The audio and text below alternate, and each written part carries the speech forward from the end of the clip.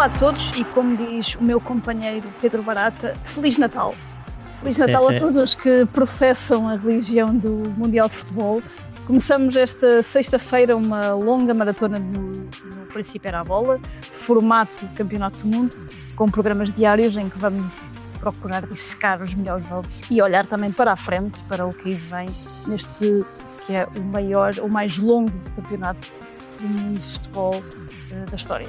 Eu sou a Lídia Peralta Gomes, connosco, como sempre, e ao longo deste mês, uns pozinhos, os maradonas da análise de futebol, o Ribeiro. Olá, Rui.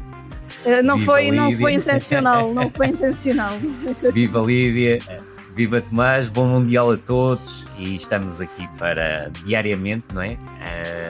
Para acompanhar o Campeonato do Mundo com todo o gosto. Olá a todos e um bom Mundial.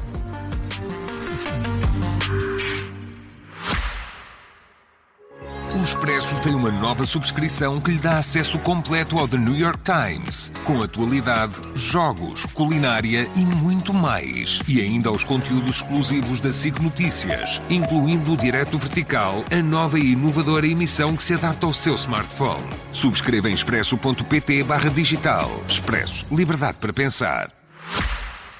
Sem mais delongas, até porque o tempo escasseia, quinta-feira foi o dia do primeiro jogo do Mundial, que esperámos com ansiedade de quem vai abrir o primeiro presente no Natal, um México-África do Sul que, a mim, confesso, remeteu-me muito para memórias do Soccer City de há 16 anos. Sem dúvida. Mas só mesmo nos países intervenientes, porque ao contrário do que me recordo aconteceu em 2010, que foi o jogo mais equilibrado, aqui o México dominou e venceu por 2-0, um jogo que acabou com pouco usuais, 3 expulsões diretas. Rui, começo por ti, olá de novo, e muita força para este mês que aí vem. Vai ser preciso e pode mais também, vai ser duro, mas estamos aqui. Não sei se era a tal questão nostálgica que eu falei, mas creio que se olhou muito para este jogo de abertura como um duelo que seria muito interessante, muito competitivo, mas a verdade é que o México foi de tal maneira superior que acabou por se tornar um jogo menos interessante, culpa também de uma estratégia falhada do selecionador da África do Sul. E a principal nota do jogo é exatamente essa. O treinador da África do Sul cometeu um equívoco rotundo e até deixa-me dizer, juntando até o outro jogo, aquilo que se viu é que as equipas que impuseram a sua identidade neste jogo 1 venceram, e as equipas que se adaptaram aos adversários perderam.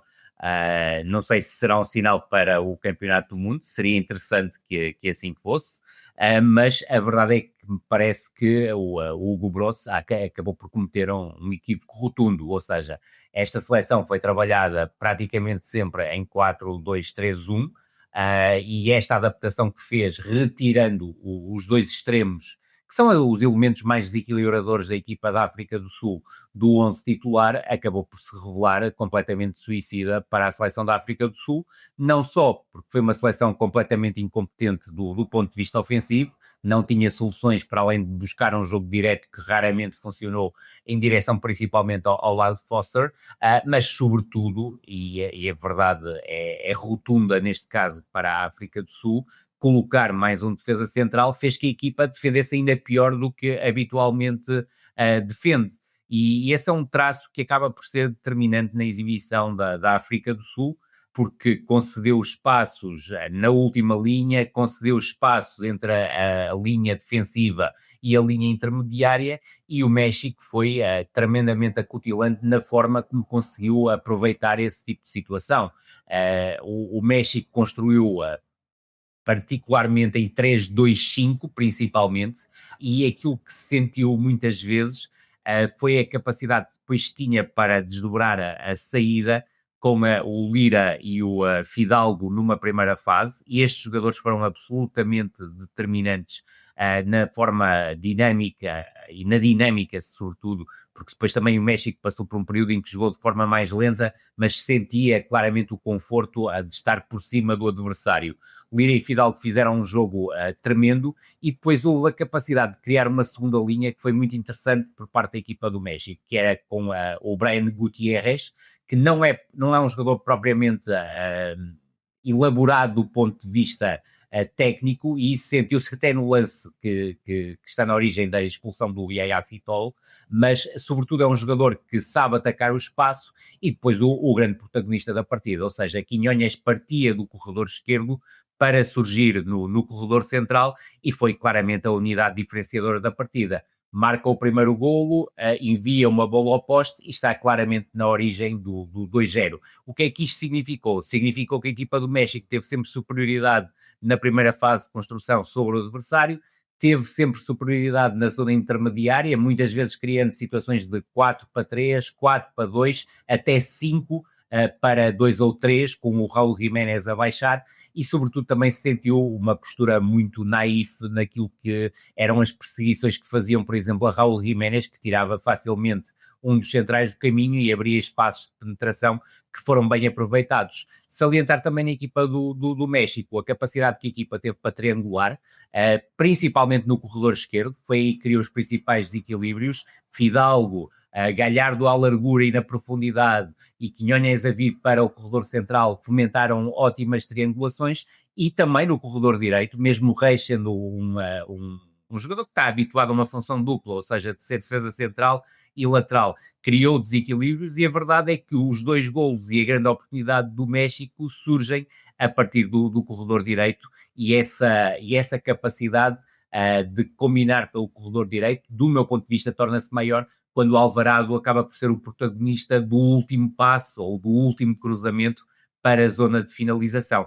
Para remate, e começando pela tua abertura, Lídia, salientaste muitíssimo bem que num jogo tivemos 13 expulsões diretas, e recordar que em 2022, ao longo de todo o torneio, tivemos apenas 4 expulsões, 4. exatamente, e só uma delas é que foi direta. E outra delas foi a Aboubakar a tirar a camisola depois de marcar um golo, e logo a segunda marca. Aliás, já tínhamos falado na altura, em relação a 2022, não ainda no Príncipe era a bola, que foi uma expulsão absolutamente inenarrável do Aboubakar. Tomás, o Rui falou de Quinhonhas, talvez uma das primeiras grandes exibições individuais deste Mundial. Gutiérrez também, do ponto de vista emocional, Raul Jiménez também. Estão aqui alguns jogadores que achas que podem marcar esta primeira fase do Mundial? O México podia ter sentido um pouco a pressão desta estreia no Azteca, com um ambiente fantástico, mas não foi nada disso que aconteceu. O Javier Aguirre tem uma estrutura pensada para este Mundial. O Rui já tocou nos pontos essenciais, nomeadamente no 3+2 com o Fidalgo e o Lira. O Edson Álvarez vai ter dificuldades para ganhar o lugar, tendo em conta a exibição feita pelo Eric Lira em dupla com o Fidalgo, que é um médio que sai mais para o jogo, mas o Lira foi também muito importante na pressão, desde logo no primeiro golo, apertando o Yaya Sitol, do jogador do Tondela. O Edson Álvarez talvez possa ter até mais hipóteses como central, mas o que verdadeiramente interessou no México foi mais o lado ofensivo, até porque a equipa foi pouco testada defensivamente, porque tendo um avançado como o Raul Jiménez, que baixa muito em apoio e procura muito no pé, é importante que haja complemento e jogadores que procurem movimentos verticais em condução e a atacar o espaço. E o Quinhonhas foi exatamente isso, um jogador que invadiu a meia esquerda para acelerar, para procurar a baliza. O Brian Gutiérrez fazendo muitos movimentos de trás para a frente, depois falta-lhe alguma classe no último toque, ainda é um jogador jovem, mas entende-se muito bem com o Alvarado também, um jogador que fez uma belíssima exibição a partir da direita, com passos picados da esquerda para as costas da defesa, por exemplo no segundo golo, encontrando o Raul Jiménez, e a verdade é que o México dá logo uma primeira nota muito positiva contra um adversário que se calhar vai melhorar e tem tudo para melhorar nos próximos encontros. Fica essa nota negativa para a África do Sul e para o Hugo Brosso, principalmente porque esta não é a imagem do futebol sul-africano. Entre o Mamelodi Sundowns, que tem uma estrutura muito bem pensada e valoriza o jogo apoiado, treinado pelo Miguel Cardoso, tem 6 titulares, ou teve 6 titulares nesta estreia da África do Sul, e a irreverência dos homens da frente do Orlando Pirates, que foi campeão sul-africano, à frente precisamente do Mamelodi Sundowns, mas o Hugo Brosso deixou todo o talento ofensivo de fora. Nomes como o Apolis, o Mofokeng terão de entrar obrigatoriamente na segunda partida para que esta equipa sul-africana possa ter mais recursos no drible, na forma como sai de pressão, na forma como se associa em último terço, porque senão vai ser uma passagem muito breve pelo Mundial. Em relação ao México, ficam boas perspectivas de lutar pelo primeiro lugar, provavelmente com a Coreia do Sul. Sem dúvida, assino por baixo, e já agora deixa-me dizer, que a tribuna presenteou-nos com uma excelente entrevista à Mariana Cabral e deixa-me assinar por baixo tudo o que a Mariana disse sobre aquilo que é um campeonato do mundo nos Estados Unidos. 2 lições deste início do Mundial. Primeiro, não vale a pena ter medo a jogar, e também no resto. A segunda, quem nos dera que este Mundial fosse só no México. Exatamente. Seguimos para falar um bocadinho também do jogo da madrugada. A Coreia do Sul bateu a Chequia por 2-1. O jogo foi dominado pela seleção asiática, até mesmo que tenham sido os europeus os primeiros a marcar. Um golo com assistência de lançamento lateral, não se vê todos os dias, mas as bolas paradas são de facto uma tendência. Tomás, eu não queria começar pelo lado negativo do jogo, mas a Chequia confirmou aqui de alguma forma que será talvez das equipas europeias uma das que tem menores argumentos neste Mundial.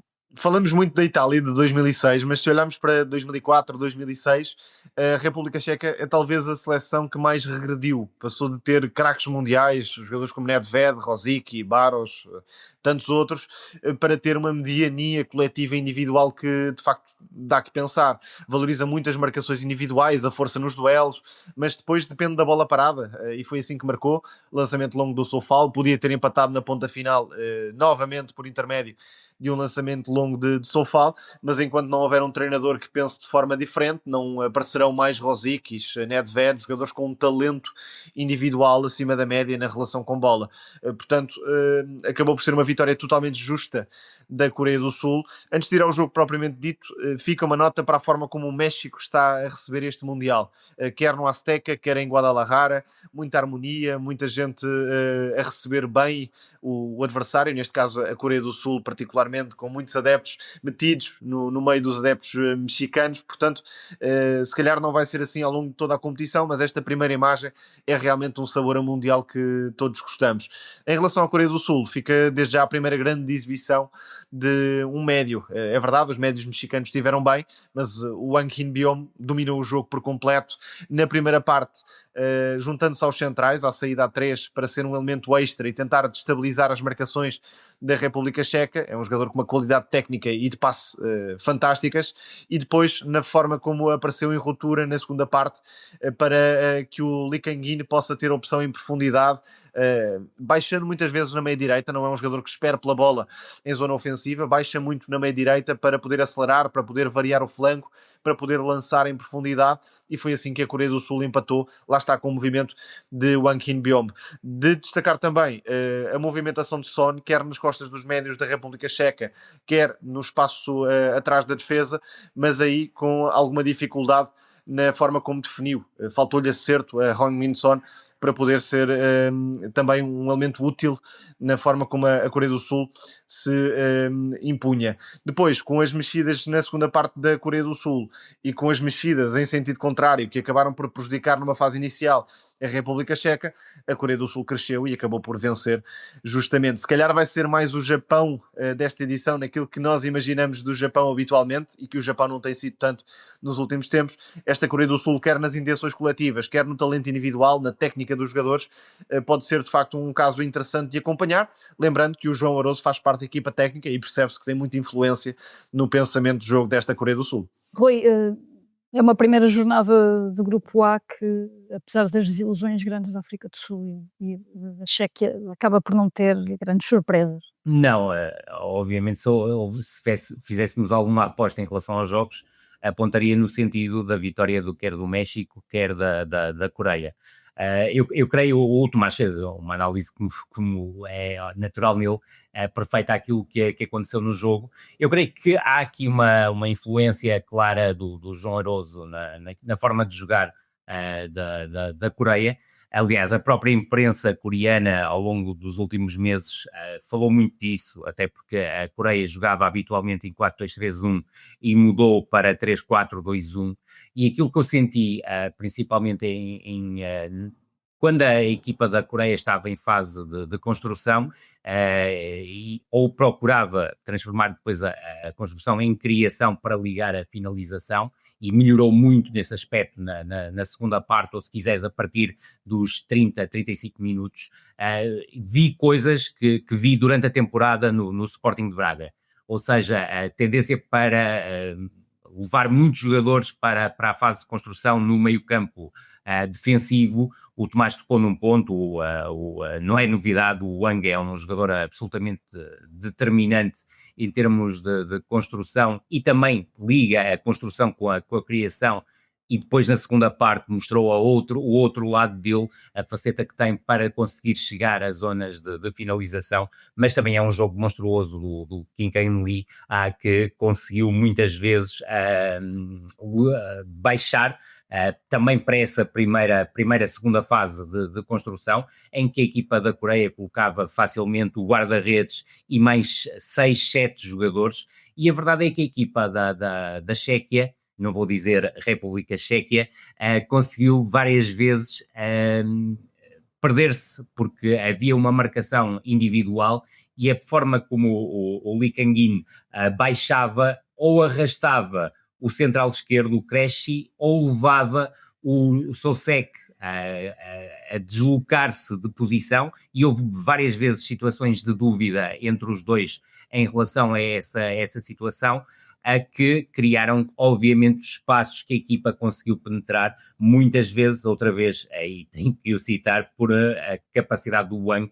nesse tipo de situação, ou seja, ele percebia onde é que estava o espaço, ou variava para o corredor esquerdo, e aí muitas vezes o Lee Jae-seok era o jogador que acabava por receber a bola, ou então buscava ligações com o Lee Kang-in, que estava sempre disposto nas entrelinhas, ou buscava o corredor direito, onde aparecia o lateral direito, o Seo, a buscar a profundidade.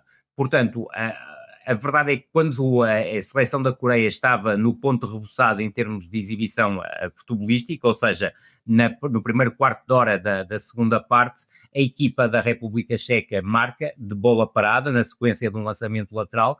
Para quem não conhecia ainda a Chequia em momento ofensivo, a equipa vive essencialmente isto, de um jogo direto e da Burpochik, e deste tipo de expediente, pontapés de canto e lançamentos laterais, e nasce o golo do lançamento lateral. Depois, para mim, há um momento que mostra aquilo que não deve ser um treinador, e não vou dizer que o Kovac está ultrapassado por ter 74 anos, tenho o máximo respeito, há treinadores de 74 anos que estão atualizadíssimos, mas um selecionador que marca 1-0 e no momento a seguir, ou praticamente depois, acaba por tirar o Chuk, o Provod e o Chic, que são os 3 elementos com mais capacidade para criar desequilíbrios, mostra claramente quais eram as suas intenções, e a verdade é que a Coreia do Sul acaba por conseguir de uma forma absolutamente brilhante.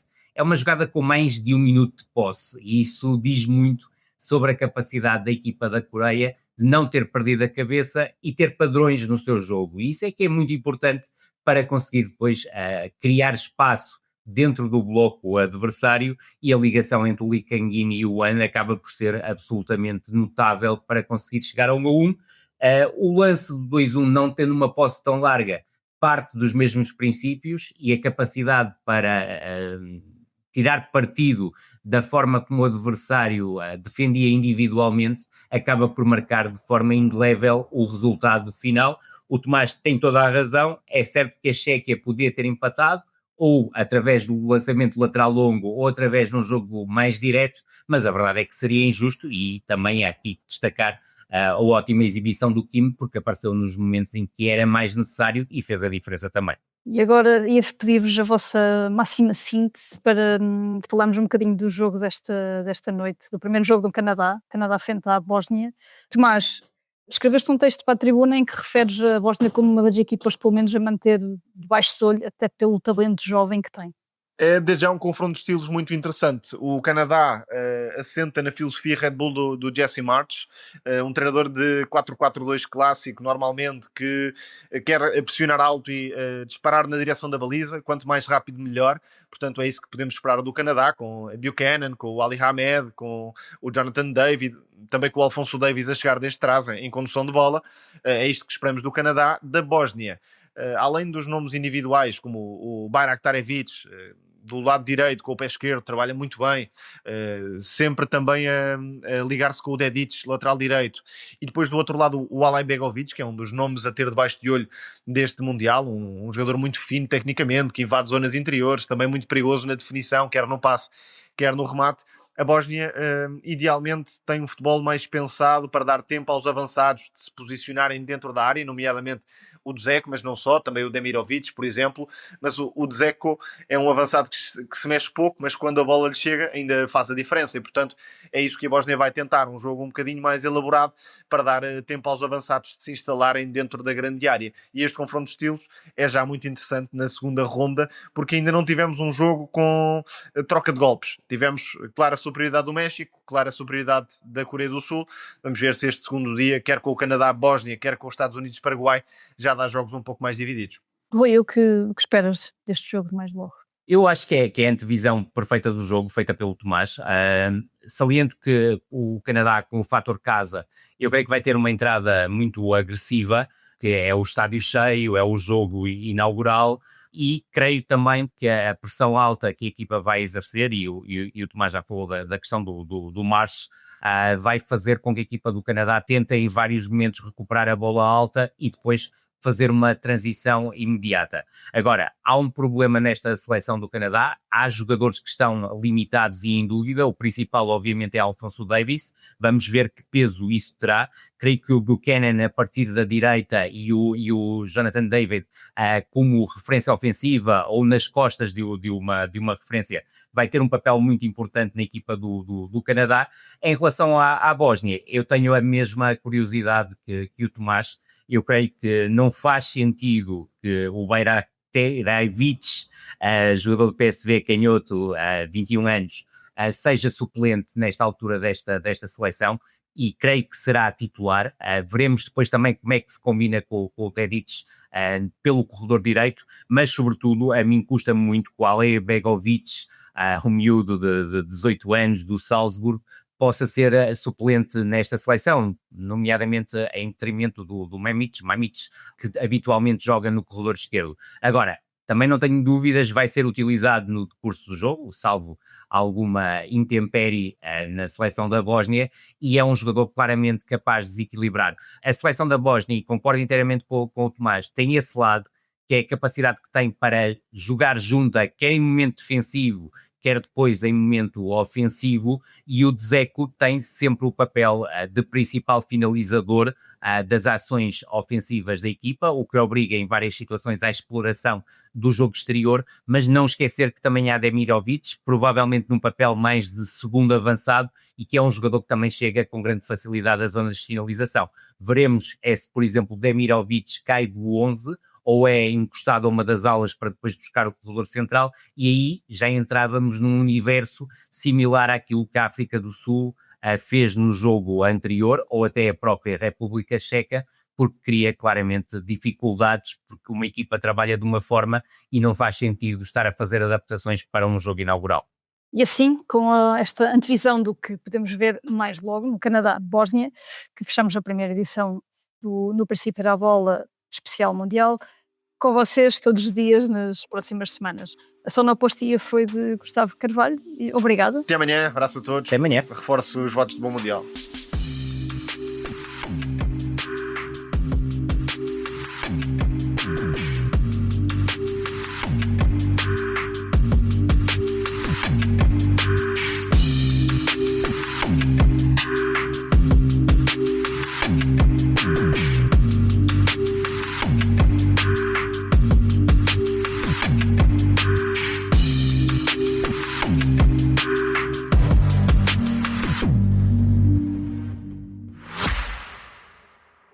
O Expresso tem uma nova subscrição que lhe dá acesso completo ao The New York Times, com atualidade, jogos, culinária e muito mais. E ainda aos conteúdos exclusivos da SIC Notícias, incluindo o Direto Vertical, a nova e inovadora emissão que se adapta ao seu smartphone. Subscreva em expresso.pt/digital. Expresso. Liberdade para pensar.